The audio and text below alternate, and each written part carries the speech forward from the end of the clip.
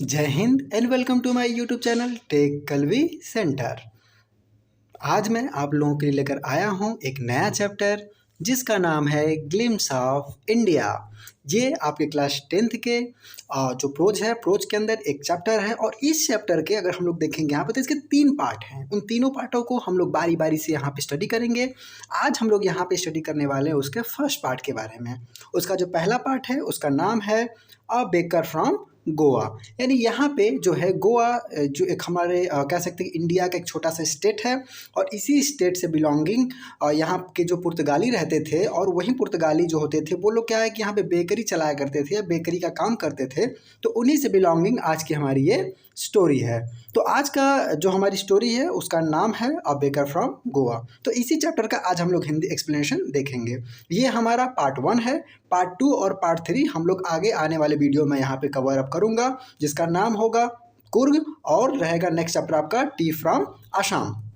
लेकिन आज हम लोग यहाँ पे देखेंगे अ बेकर फ्रॉम गोवा। अब यहाँ पे अ बेकर फ्रॉम गोवा की जो स्टोरी स्टार्ट होती है तो यहाँ पे स्टोरी के स्टार्टिंग में ही जो राइटर हैं वो हमसे बताते हैं कि जो गोवा है, गोवा जो है बहुत ज़्यादा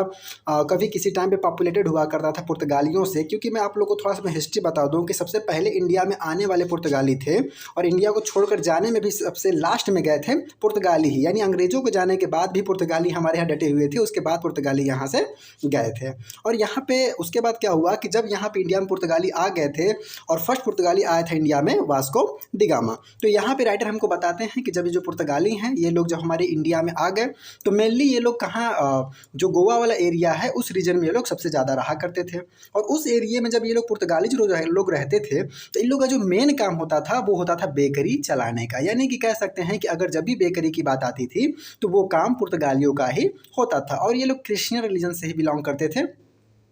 इसके बाद क्या हुआ कि जो हमारा गोवा स्टेट है उसके अंदर यहाँ राइटर बताते हैं कि जब मैं छोटा हुआ करता था, जब मैं बच्चा था, तो उस टाइम पे क्या होता था कि जो बेकर यानी जो कह सकते हैं कि जो आपके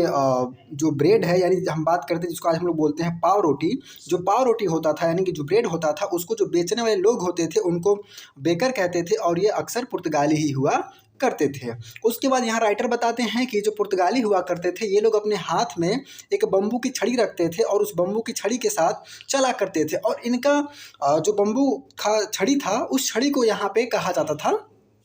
पैडर। और उसके बाद बता रहे हैं कि उस बम्बू की छड़ी जब वो लोग लेके चलते थे तो वो जब चलते थे यानी गलियों के अंदर तो उस बम्बू की छड़ी की एक आवाज़ भी सुनाई देती थी। और उस साउंड को यहाँ पे राइटर ने नाम दिया है कि जब वो अपने हाथ में इस बम्बू की छड़ी को लेकर के चलते थे एक हाथ में और सर पर क्या करते थे कि जो ब्रेड से भरी हुई जो बकेट होती थी उसको रख लेते थे। और वो जब चलते थे तो उनकी जो साउंड है यानी उनके कह सकते हैं कि जो उनकी स्टिक है, स्टिक का जो साउंड होता था वो जिंगलिंग वाला साउंड हुआ करता था। इसके बाद राइटर ये भी बताते हैं कि जब ये लोग ले करके आते थे बेकरी से अपने बना करके जो इनका ब्रेड वगैरह होता था तो वो जब निकलते थे गाँव की तरफ तो उस टाइम पे क्या होता था कि सारे के सारे लोग एकदम एक्टिव हो जाते थे, अलर्ट हो जाते थे। और ये जिस भी गलियों से गुजरते थे उन गलियों के घरों में रहने वाले जो भी नौकर हुआ करते थे वो तुरंत बाहर निकल आते थे और आ करके इन जो आपके यहाँ पे ब्रेड बेचने वाले लोग हैं इन लोगों से ब्रेड खरीदा करते थे। एज वेल एज यहाँ पे राइटर अपने बारे में बताते हैं कि जब और हम लोगों के साथ तो ऐसा होता था कि मैं जैसे ही सुनता था कि यानी जिंगलिंग की साउंड जैसे मेरे कानों में पड़ती थी मैं दौड़ पड़ता था किसकी तरफ, बेकर की तरफ। उसके बाद मैं दौड़ करके वहाँ पहुँचता था और तुरंत मैं बेकर से जा करके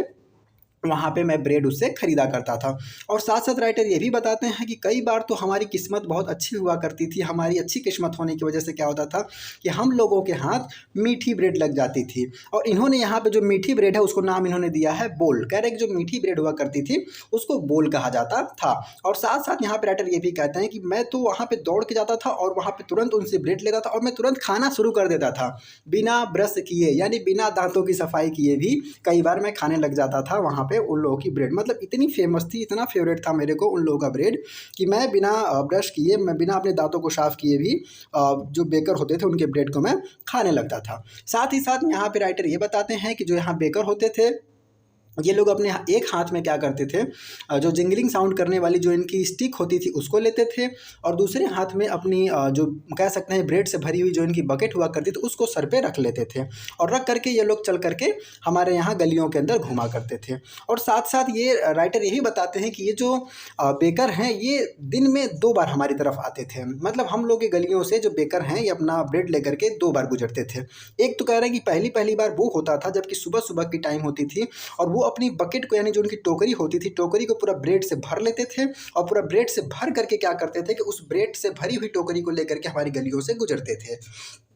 और फिर बता रहे हैं कि जो आपका सेकंड टाइम होता था जबकि ये जो बेकर हैं यानी जो ब्रेड बेचने वाले लोग हैं ये लोग जब दूसरी बार हमारी गलियों से गुजरते थे तो उस टाइम पे इनकी जो बकेट होती थी, जो इनकी टोकरी होती थी वो पूरी तरह से खाली होती थी, यानी ये लोग वापस उस टाइम पे हो रहे होते थे, और पूरी तरह से इनकी जो ब्रेड होते थे यानी इनका जो पाव रोटी होता था वो पूरा का पूरा बिक चुका होता था, और फाइनली वो लोग वापस जा रहे होते थे। तो वहीं यहाँ पे राइटर बता रहे हैं कि ये लोग हमारी गलियों से 2 बार गुजरते थे, एक तो सुबह और एक शाम को। सुबह जब जाते थे तो उनकी टोकरी पूरी भरी होती थी ब्रेड से, और जब वापस लौटते थे तो उनकी टोकरी पूरी की पूरी भरी होती खाली होती थी। इसके बाद राइटर यहाँ पे ये भी बताते हैं कि उस ज़माने में जब मैं छोटा था यानी जब हम लोग का टाइम यहाँ पे था तो उस टाइम पे बताते हैं राइटर कि हमारे यहाँ चाहे किसी का पार्टी हो, फंक्शंस हो, किसी का बर्थडे हो, किसी की शादी हो, चाहे कोई भी फंक्शन हो, उस फंक्शन के अंदर ब्रेड का एक बहुत ही इंपॉर्टेंट रोल होता था। अगर वहाँ पे अगर किसी के यहाँ पार्टी फंक्शन कुछ भी है तो उसके अंदर अगर ब्रेड तो रहना कंपलसरी ही होता था। अगर वहाँ पे ब्रेड नहीं है तो जैसा ऐसे मानो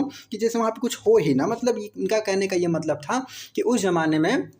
अगर किसी के यहाँ कोई पार्टी है, फंक्शन है, कोई शादी है, कुछ भी अगर ऐसा हो रहा है तो उसके यहाँ बहुत ही ज़्यादा इम्पोर्टेंस दिया जाता था ब्रेड को और बेकरी चलाने वाले लोगों को, और ये लोग अपना जो ब्रेड वगैरह है वो लोग लेकर के वहाँ पे पहुँच जाया करते थे। साथ ही राइटर ये भी बताते हैं कि जो ये ब्रेड बेचने वाले जो बेकर थे इन लोग का जो कपड़ा होता था ना, उस कपड़े को उस ज़माने में बोला था कबाई। वो ये कह रहे थे कि इनके जो पैंट्स वगैरह होते थे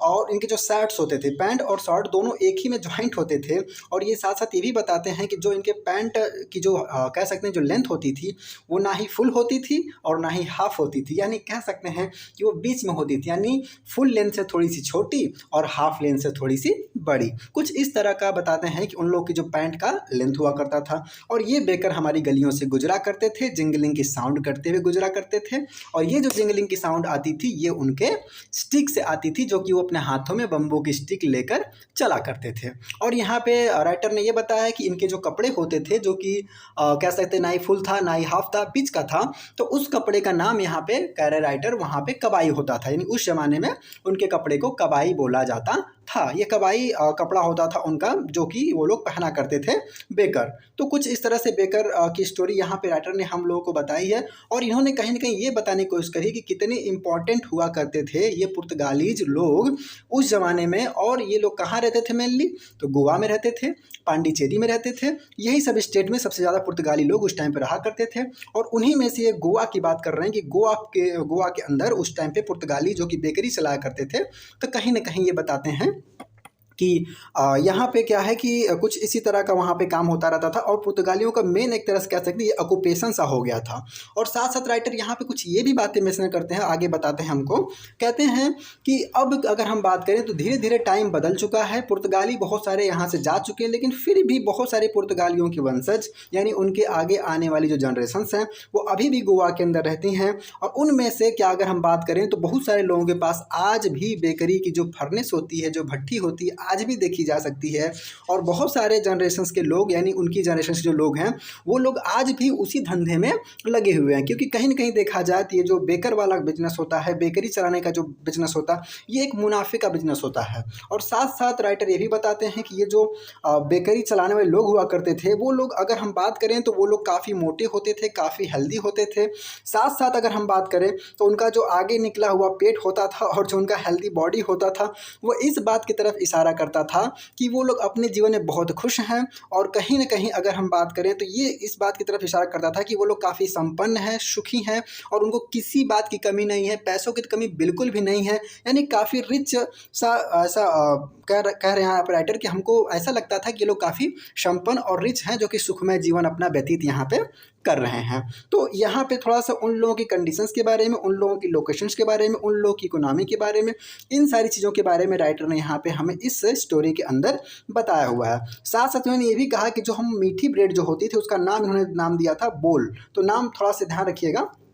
उसके बाद ये बताते हैं कि अगर हम बाद में बात करते हैं थोड़ा सा, तो ये कहते हैं यहाँ पे कि जो पुर्तगाली लोग हुआ करते थे उनकी जनरेशंस के लोग यहाँ पे आज भी कुछ ना कुछ काम कर रहे हैं, और बहुत सारे लोगों के पास अगर उनकी जनरेशंस लोग अगर काम नहीं भी करते हैं तो फर्नेस हमको वहाँ पे देखने को मिल जाएगी। तो कुछ इस तरह का है आज का हमारा ये जो कह सकते हैं चैप्टर का हिंदी एक्सप्लेनेशंस। और यहाँ पे राइटर बाद में ये भी बताते हैं कि आज भी है ऐसा चलन, और उस पहले भी था कि हमारे यहाँ इंडिया के अंदर जो था लोग क्या करते हैं कि टी के साथ ब्रेड को खाने का थोड़ा एक चलन है। बहुत सारे लोग हैं जो कि इसको पसंद करते हैं। तो यहाँ पे हमारे जो आज का जो चैप्टर है इसका हिंदी एक्सप्लेनेशन एंड होता है। इसके बाद मैं आप लोगों से थोड़ा सा एक्स्ट्रा फैक्ट यहाँ पे ऐड करना चाहूँगा। तो ये मैं बता दूँ कि जो पुर्तगाली लोग थे इन्हीं में से एक पहला पर्सन था जिसका नाम था वास्को डी गामा। तो कह सकते हैं कि 1498 यानी कि 1498 के अंदर क्या है कि सबसे पहला पर्सन था जिसका नाम था वास्को डी गामा। ये पुर्तगाली ही था जो कि इंडिया में सबसे पहली बार आया हुआ था, और ये हमारे इंडिया में कालीकट बंदरगाह पे आया हुआ था जो कि केरला के कोस्टल एरियाज में है, यानी वेस्टर्न घाट पे है। तो यहाँ पे हम समझ सकते हैं कि सबसे पहली बार इंडिया में जो फॉरेनर आए थे वो पुर्तगाली ही थे। तो आज हम यहीं पे अपना जो हिंदी एक्सप्लेनेशन एंड करते हैं। और अगर आप लोग को मेरी वीडियो अच्छी लग रही है और चैप्टर समझ में आ रहा है तो आप लोग जरूर मेरे चैनल को सब्सक्राइब करिए, वीडियो को लाइक करिए। और आप लोग वीडियो को अगर मेरे चैनल को अगर सब्सक्राइब कर लेंगे तो आने वाले जितनी मेरे वीडियोज़ होंगे आने वाले सारा मैं आप लोग को डे बाई डे देता रहूँगा, और जल्द ही मैं पूरा आपका सिलेबस कवर कर दूँगा। और आप लोग अगर मेरे इस वीडियोज़ को अगर देख के चाहते हैं 2 से 3 बार तो आपका सारा का सारा चैप्टर इतना